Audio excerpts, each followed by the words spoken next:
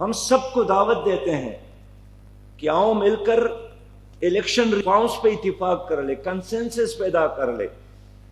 اس حالات میں جو الیکشن کا موجودہ طریقہ ہے، پیسے کی بنیاد پر لوگ الیکشن کو خریدتے ہیں، صوبائی اسمبلی کے ممبران کو خرید کر لوگ سینیٹر بنتے ہیں۔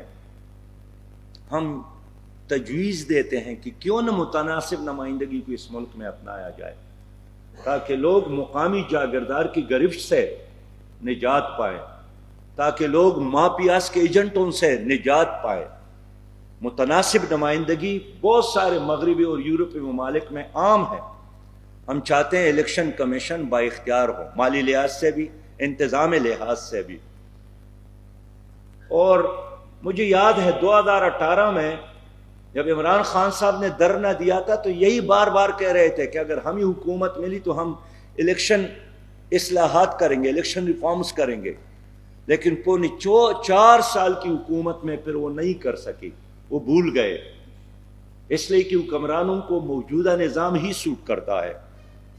تو میں یہی چاہتا ہوں کہ آؤ مل کر الیکشن ریفارمز ہو، ورنہ ان حالات میں الیکشن ہو بھی کیا تو ابھی الیکشن جاری ہوگا اور شام آنے سے قبل لوگ اس کو مسترد کریں گے، متنازع ہوگا، کوئی بھی اس کو قبول نہیں کرے گا۔